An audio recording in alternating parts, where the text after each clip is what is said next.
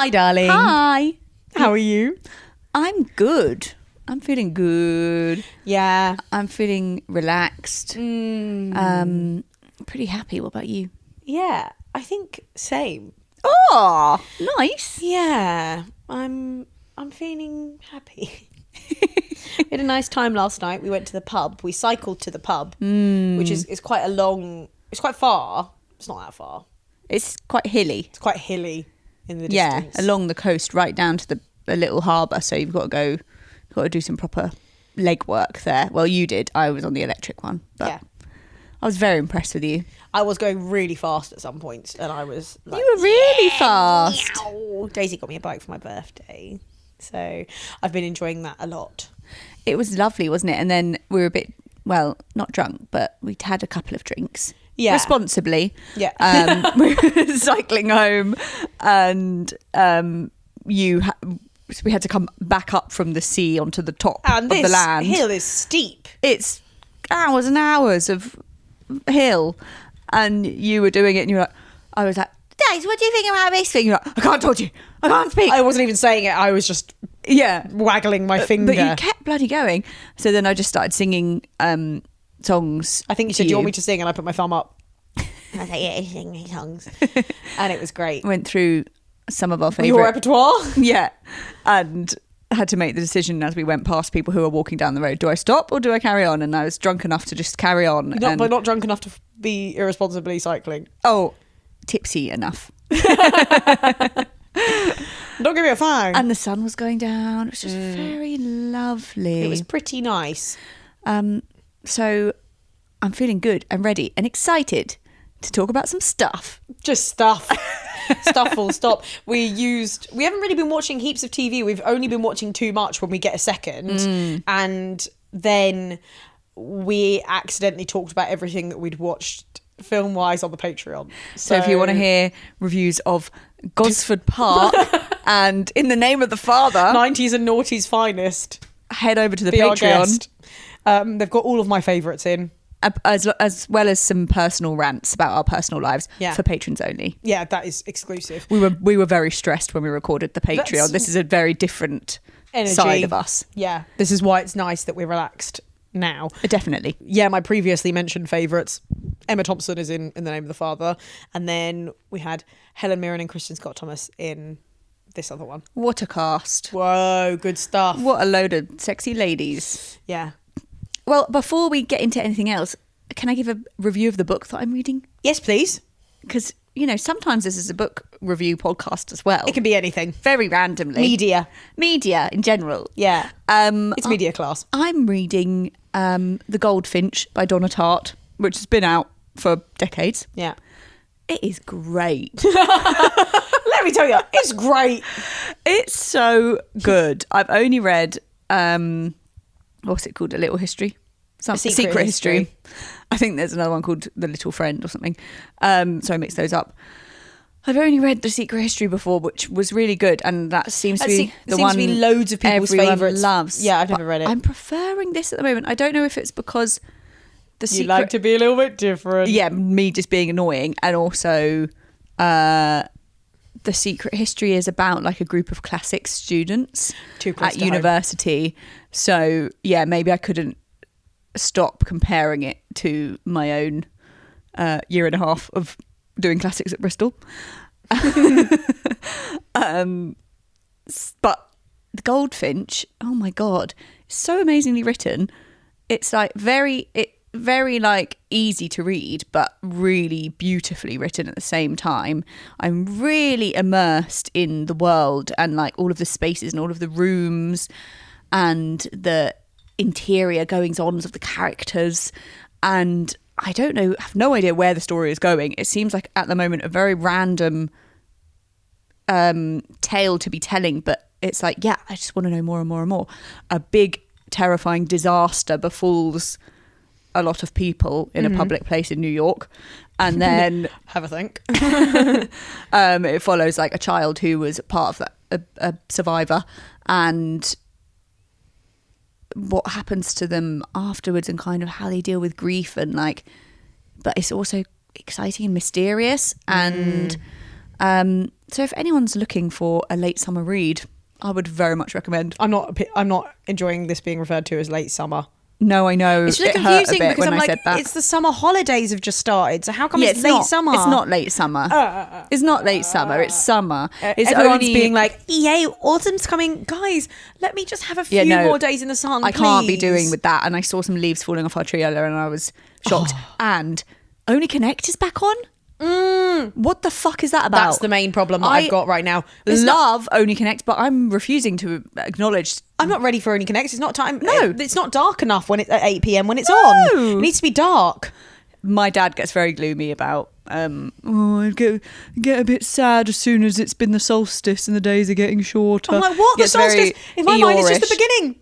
Yeah. Well, it is just the beginning. I think it's just because we get so hopeful in Wales, especially as soon as it's like after February, we're like, it's going to be summer. You know what I'm like. I can smell spring in the air. Yeah. So it's like months and months and months and months of the first half of summer, and then. But the months and months and months is just all hopeful still. Yeah. We've had some good times. It was better than last year. Oh, we have had some good summer days so far, but I want more. I could happily go into autumn now. Yeah. But I don't want to. Thank you.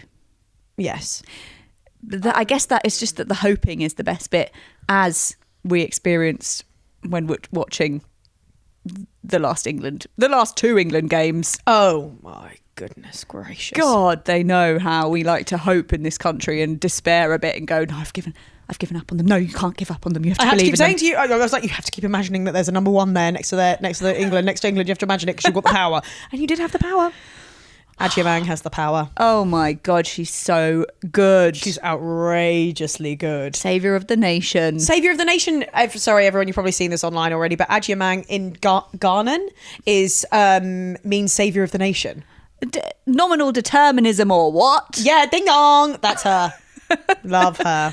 Absolutely amazing. What must it feel like to be 19 and have done that? It's so twice cool in every single match. Actually, it's so she's cool. Basically saved everyone. It's also really like England need a black female player to like smash it. Yeah, because it's so unfortunate that Jess Carter has been getting so much shit, horrible racist abuse from everyone, like online. What is wrong with everyone? There's so few black players on that team. The team is quite white compared to a lot of the international teams. French. Yeah, the French team is amazing. And like it's sad because there's so much diversity in the UK, and it is surprising. Yeah, it's surprising, but it's also not, because like women's football has only just become a proper profession. Yeah, like where people can actually make a living out of it. And if I don't know, it's interesting because boys from lower class backgrounds or poorer backgrounds can get into football by just loving it, but like it wasn't accessible because for girls it's in so that socially way. acceptable as well for boys to want to be footballers. Yeah. So I guess it takes time for that to bleed out into every part of society and every community.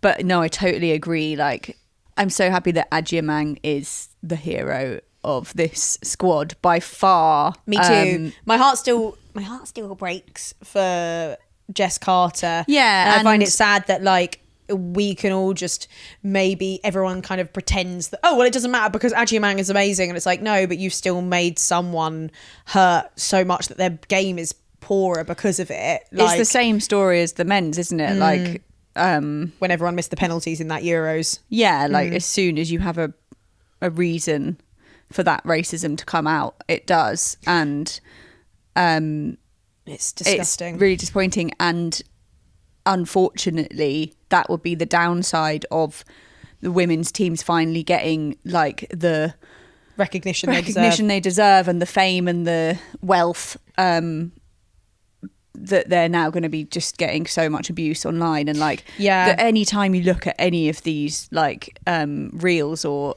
any kind of football focused page on Instagram, the comments are just disgusting. Like even the sexism, let alone towards the black women on the team. So that is the thing as well, that I think when you said, I wonder how it must feel as a 19-year-old to have done that, like that, it's sad because like my mind immediately went, well, if she doesn't do it, if she doesn't perform one day, like, Yeah. she's a dark-skinned black woman. Yeah. Like, it's so unfortunate that that's something that you have to think about, like the abuse that she's going to get. It's disgusting.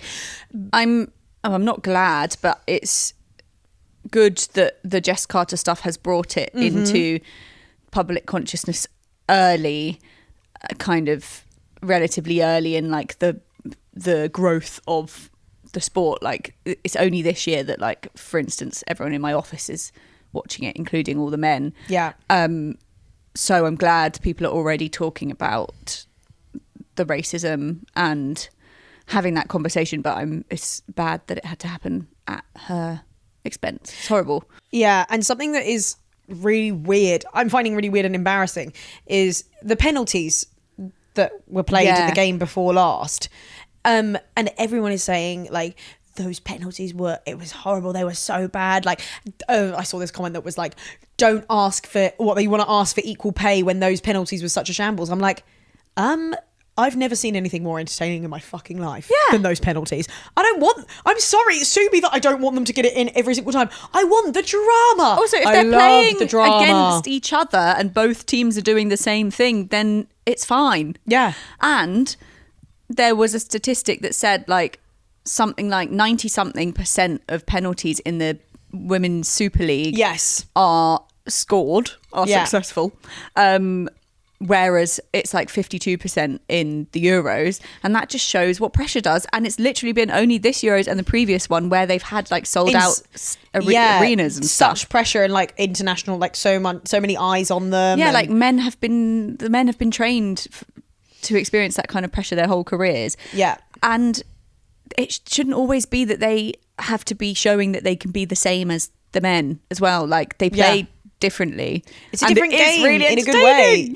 It was so entertaining. I was screaming, clapping like a maniac on the edge of my seat, like loving it. It's so fun. It's so fun. Yeah. Yeah. It's worse in those games where every single person scores except one person. Yeah, come on, give that. That is awful. That is painful. Yeah. Oh yeah. Oh yeah. Oh yeah. So what should we talk about next? Okay, so we started watching this TV show today, didn't we, on Amazon? Oh yeah, Sorry, Jeff Bezos, bad. The devil man. We're putting the time in so that we can then watch the second series, which has recently come out, so that we can talk about that on the podcast. But we started watching, what's it called? Shiny Happy People. Shiny Happy People. Some subtitle about Christian fundamentalists in America. And it's a documentary about, I vaguely remember, so I'm sure many of our peers will remember hearing about 19 kids and counting. Yeah. And like, it would change because they'd have more and more kids every year. I think 19 was the cap. Yeah.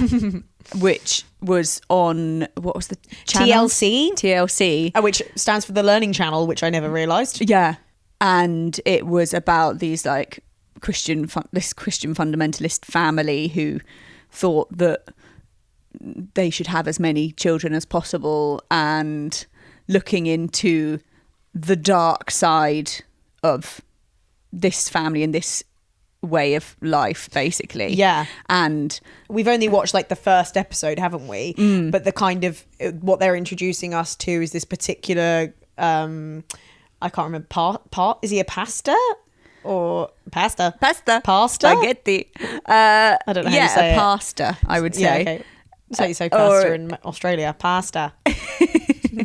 Yeah, the like preacher guy. Yeah, who has principles of life. Obedience. He has principles of life, and it's all about authority and obedience, and saying that God is at the top, then something, and he's saying that there's a problem. This was back in the like 70s. They were saying just after civil rights, just after like the civil rights movement, just after women's the second liberation. wave of feminism, and women's liberation. And then so he was kind of like answering a kind of group of people who felt lost by talking about how everyone wants equality, but the only way that you can make a society work is by having the structures in place. He's like, unfortunately, that's not the way God built the world. God built the world with himself at the top, and we've all got to learn from those above us. I'm like, I think patriarchal structures of government and power in society made by man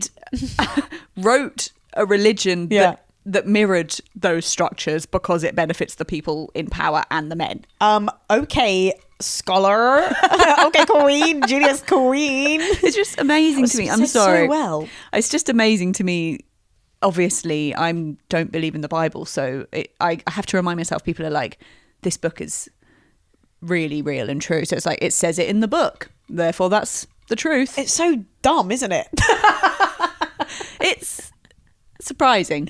It's surprising. So just to think of a book like as a text and how many different, editions there are. We've had this before where I don't really know anything about the Bible. So are they all talking about the New Testament? Or are they talking about both? Because the Old Testament, isn't that like what is in Jewish... Yeah, Judaism follows the old... In Jewish religion is what I was going to say, in Judaism. Follows the Old Testament because they don't have Jesus. Jesus comes in the New Testament. Yeah, so they must all be obsessed with the New Old Testament. Testament is all like Moses and stuff. I don't know enough to know what these kind of guys in Arkansas would be. I imagine a bit of both because the old one has some harsher laws and rules and about sexuality and all of that shit. So they're picking and choosing what they want. I'm guessing at that. Yeah, okay. I don't know. Sorry, guys. This happens every now and then where we try and work, decipher the Bible. And we don't actually know anything about it, but you know more than me.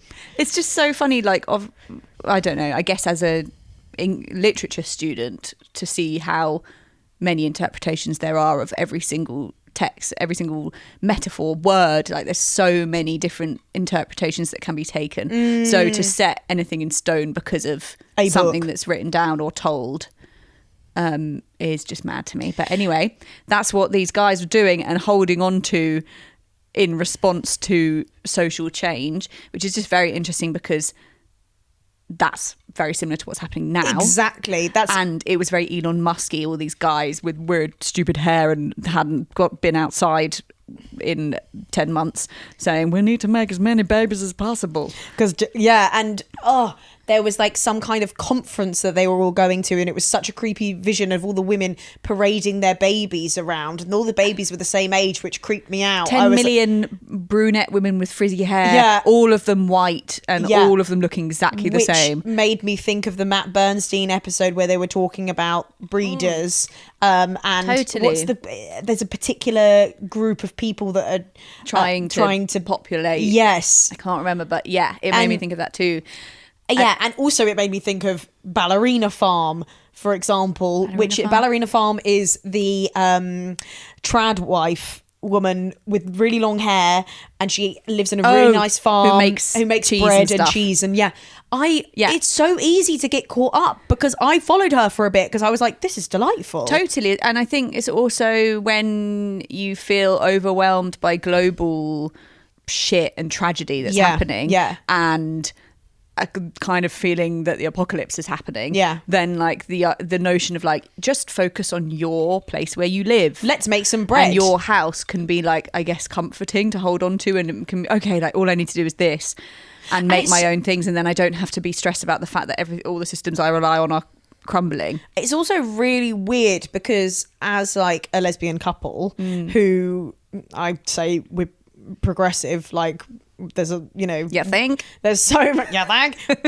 there's so much we like believe, like our views are so opposite to any of these people that are on this Christian, like in this Christian fundamentalist kind of sect, but the things that you and I focus on to make our lives calmer, happier, are all pretty similar. Yeah. But I guess the difference is that theirs is a facade, right? Because, for example, Ballerina Farm, I don't know, I saw a thing that said like they have loads of hired help, for example, obviously, to make it work because they've got 1 million children and they're running a business. And and the flip side of this, what was the family called? Burger family? Duggar family. Duggar. I think it was Duggar. Where they're like... You're getting confused with Burger because she was on in the football last night. Yeah. And Minge. Where they're like, this is what you need to be happy in life, is that she is either pregnant or giving birth every single second of her life. And that can't be fun. And all of the children are like being forced to be workers to keep on top of all of the chores of the household. Like, it's not like... Yes, and they said, like, this one is in charge of the laundry. She does 10 loads a day. And she's like 6. Yeah, and then it said the dad, at the beginning of the series, before they were making money from the show, presumably, the dad was working 3 jobs. So you've basically just got all the children doing child slave labour for the household so that it runs, because the mum is going to be pregnant, a bit busy with a baby. It also reminds me of a podcast, which I can't remember the name of, that I was listening to. I'll put it in the show notes. Yeah. About, like, you know, how I told you about it, about modern day kind of homes for young mothers who have got pregnant because they're living in communities where there's no sex education, like fundamentalist Christian communities where they're basically not even told that sex exists. They end up pregnant. They don't even, like, abortion isn't even a thought. No. But their parents say that they have to give it up. Like the Magdalene sisters. Yeah, but it's happening now. Yeah. And they get trapped in there for months and then forced to give their babies away, even if they don't want to these like weird Christian families who are like brought around and showed each of them, and like you know, they get to pick, like, the Christian families are shown the Christian babies. families shown the girls, like they're kind of matched up with the pregnant girls to be like, this is a Christian couple who can't have kids, they're gonna have your baby. So it is also like and it's all like this is not quite exactly the same, but it's not exactly the same at all, but it's reminding me of the stolen generation, the Aboriginal stolen generation in Australia, of how they were basically trying to breed out the Aboriginal genes and just like make everyone white in Australia. And like it still happens because of the welfare system, about how Aboriginal families are just like disproportionately like attacked by the government, and children are taken away and it's so messed up. But it's literally like, take those babies and give them Christian values. Yeah, that's what the whole they're led by these creepy old men preachers who look the same as the one that's in this documentary, who are saying like, it's a wonderful system, we want to have 200 of these around the country where we can deliver babies into the light of the Lord. And it's like, just brainwash the babies that come out. And that is literally what that thing is, of having so many kids to just populate. Yeah. It's sickening. It's disgusting. So interesting that it's just really interesting to me that, well, they were kind of saying that like this show advanced the ethos of the family while also kind of treating them like a bit of a freak show. Like, it's interesting to me that this sort of vibe was kind of stared at in like those are some funny old Mormons that like we can just look at and laugh about for 20 years, and now it's like been rippling underneath and has come out as the mainstream force. And I don't know, it's just bizarre to me. And you know what it all comes back to in my mind? What? Jojo Siwa. Yeah, because as everything does. She got Chris Hughes' eyes. That's not what it is. She got Betty Davis. I know that, obviously, but she's got Chris Hughes' eyes doesn't make sense.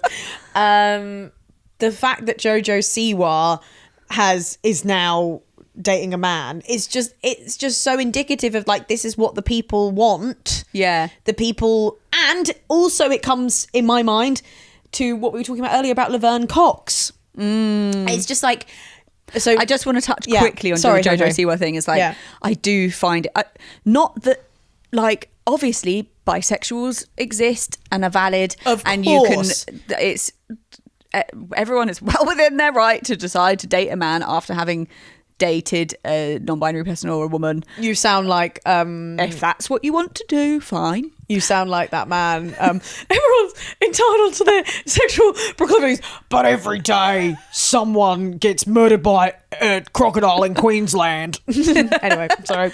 But like, that's beside the point. Apart from, she did say that she named his balls, and that made me feel a bit ill. But Freddie and Teddy or something. Yeah, Timmy and Jimmy. Thank you. But I see the comments on under like reels about them, And there's like random 40-year-old women called Carol who are like so happy for them. I'm like, you would not give a shit about this 20-year-old if it wasn't someone going straight. Like, she's getting more respect. It's making everyone be like, oh, thank God. She was such a joke when she did Karma. Everyone was mad for it because it was so crazy, but only the gay people cared. Yeah. And straight people cared a little bit, but not much. Gay people had that special like hate love thing. Yeah, we're like, she's one of us, so it's fine. And I'm sorry that we just always talk about Jojo Siwa, but I'm just finding it so fascinating because none of it makes sense to me, but it also all makes sense at the same time. It's just so transparent that she's getting more support from everyone by making this move, and that's as a gay person, she's also bashing gay people by saying like, I was forced to come out. Pressure. No, you've grow up. What about the pressure of the entire society to tell you that you should be straight? Yeah, thank you. You're being rewarded for being straight and punished for being gay. She lost loads of work. She famously lost loads of work for coming out as gay. Yeah. You don't do that like because you're forced. Like once you're in the community, like there are weird narratives and like, you know, gold star shit and all of that. All bollocks, yeah. But like being pressured to be gay. Yeah. That's not is just a mad thing to say when it's just unfair. I also, it's just reminded me of even Phineas you know, Billie Eilish as well. He kind of like I remember him saying like, you guys forced like my sister to come out. He did something like this, and it's kind of the same thing. It's like I don't know, it's difficult because I think that one's a bit more like like outing someone, but like no one has to do anything, right? Like I don't know, I don't think anyone should be like outed when they're not ready to come out. If you're famous and it's been discovered that you're having a queer relationship and then people put that online, like that's understandable, like and perhaps that did happen to Billie Eilish, I don't know, someone's not ready, but like the idea that people would be forcing you to think a certain way about yourself when like every messaging that we receive is from films, from every type of media, is to be straight, like that is normal. The idea that any kind of pressure to be gay could be stronger than that is just insane. Like heteronormativity is built into society for hundreds of years. You're not, I don't know, there are so few healthy representations of lesbian happiness. So you were about to talk about Laverne Cox. Yeah, so it's come out recently. Well, Laverne Cox posted it on her Instagram where she was talking about this show that she's doing, and she says that she dated a guy for 3 years who she like really looks like wistful when she's thinking about it. She's saying he was a white, blue-eyed, blonde-haired, MAGA, Trump supporting, well, that's MAGA, isn't it? Republican police officer. New York police officer, which is fascinating, especially as like the New York police officer, I think bit really does it for me as like someone who, I think she lived in New York, right? And she's like, as a young trans woman, the shit that you would have, trans black woman, the shit that you would have gotten from cops in New York City would have been crazy. And like that continues to this day, but like, oh my God, back when, you know, she would have come out and stuff and whatever. And this is just another thing of all of this stuff.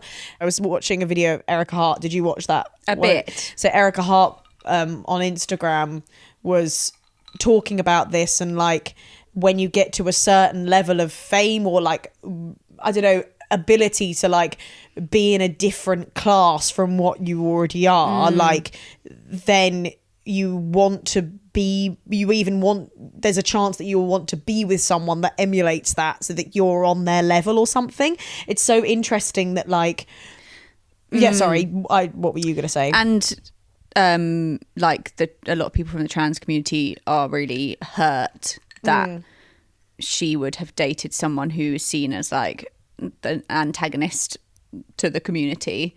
I feel complicated about it because I didn't see it in that way that Erica Hart was describing, as like trying to kind of posture. supersede a category and be like in a different class or something. I think it's really disappointing that Laverne Cox would want to date someone like that, especially because she's really clever and understands how much her community is attacked by certain aspects of this person's identity. But, well, firstly, is one of those things where I'm like, I don't want suddenly her to be getting more grief than he is. Yes, that's totally true. Because he's the one with the beliefs. Yeah, and she literally said in the post, like, my politics weren't changed by being with him. Yeah, which is weird and hard to understand how you could have a... I don't... Like, I struggle with the fact that it was 3 years and that it was there was love involved. And she says, like, he has a beautiful soul. I just think if you're a MAGA supporting Republican, you don't have a beautiful soul. Yes. Because you were filled with hate. Yeah, I your beliefs. Certainly couldn't date someone. Well, it's just like that thing that kind of exists in the queer community of like Charlie Craggs wearing a t-shirt saying "Thou shalt never fuck a Tory." Like that is just the vibe. I'm like, but I would,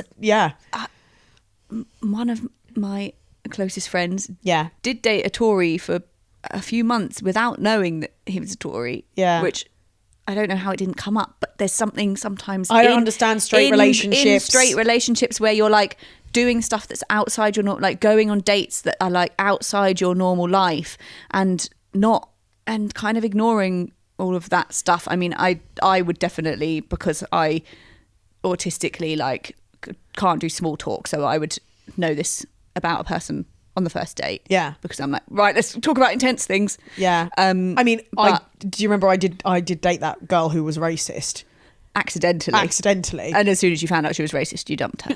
yeah so that's different. But yeah, so I'm just like, oh yeah, I did accidentally do that. Yeah, you can have but a few dating dates. for 3 years. Dating for 3 years is weird, but I think like, well, I get frustrated when left-wing people are expected to be perfect and represent something perfectly when right-wing people get away with it all. Yeah, right. There's so many worse enemies that we should be looking out for, like doing terrible things. But I do think it's weird, and maybe she should have spoken about it in a more critical when she spoke about it. But I also think it's funny to just assume that like someone's romantic or sexual life is just a pure reflection of what they like and what they approve of, because I think so often the people that people choose to date can actually sometimes be a reflection of like their internalized self-criticism or like murky aspects of their psyche. Like when we watched What It Feels Like for a Girl, we didn't write off any of those characters for the men that they although chose. Those relationships were often a lot more transactional, like literally sex work, but some of them were romantic and those partners were like homophobic and there is transphobic. Something that like I guess if you're I don't know because I'm not a trans woman, but like from being a trans woman you would experience so much kind of like difficulty in even getting to a part, not always, I don't imagine always, but like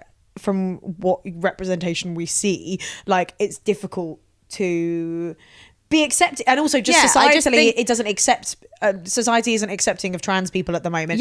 So like being accepted by that kind of person would feel good. Could there be something almost fetishistic in being like, this person who apparently hates me loves me? Well, it would feel powerful. Yeah, it gives you power, and there might be there is power from making you basically feel like you have power over that person because they desire you, which I do think is something to do with that class thing that maybe Erica Hart was talking about. Maybe that does make more sense of it. Like, why are people seeking to feel like they have power over problematic people? But I just think like, it's murky. There's so much going on. Like, I remember someone that I made friends with at university, a gay guy, like his boyfriend was literally his school, the person that bullied him throughout school for being gay, and that was crazy. His secret boyfriend. Like, there's like weird. I'm not saying that's what was happening with the Laverne Cox, because she's obviously in a very like successful, powerful position now, but like there's just weird things that happen with people that you choose to date and how that interacts with your own self-criticism. Yeah. So I don't think you can judge that as like, oh, this means Laverne Cox thinks these things are fine. Like, yeah, it's so complicated. But again, I just don't know how you'd no, I get don't to understand that how you could do it. point. But as you said, Laverne Cox isn't the one that needs to be criticised. It's Certainly the not people who have the views to the extent, that he should be that he has. criticised. Yeah. It's just so interesting that is the aspiration at the moment. I think that's why I linked it to Laverne Cox and Jojo Siwa. It's just like it's so prevalent across so much of society at the moment. I guess it's uncomfortable. We're starting to feel the discomfort of being in the minority all the time with your opinions and your relationship, and like feeling like people are like, oh, here come the lefties go banging on about this. It makes you and quiet. Like, it silences you. Yeah, like it must feel nice to be like, oh, finally everyone's like giving my choice the seal of approval. Yeah. And I'm starting to feel like that the more that we discuss having babies, the more people start saying things who I wouldn't expect about well, the kid needs to know their father and all of this stuff, and I'm just like, huh? Yeah. So you were fine with us just being quiet in a relationship by ourselves, but like when we want to do things like raise a child, which I knew we'd do really well, and you know we would do really well. Even the use of the word father, which has, like if you're using a sperm donor from a sperm bank that from a person you don't even know, and that people would think to use the word father about this anonymous person who you have no relationship with, just shows how obsessed everyone still is with men. And just like the idea of having like a male figure, and I'm like, there's plenty of male figures in our life because we've chosen to have healthy, like well-rounded, sensitive men in our lives. Also, I know a lot of people who would have been done a lot better if their father hadn't been involved. Exactly. Yeah. So, you know, and the queer people that we know who have had kids, like those are just the happiest, luckiest kids in the world. It's only when society comes in and like messes it up and makes it difficult. They're not thinking that they haven't got anything. Yeah. But it's a radical act having a kid as a queer couple, because you are going against the norm, and that norm is now being blown up into crazy 19 kids and counting proportions. Yeah. And that shouldn't be the fucking norm. And you've got Nara Smith, who's that influencer who's like, I'm making the thing, and Ballerina Farm, and more people doing this. Me, Daisy Grant, making my curtains. Sorry, guys.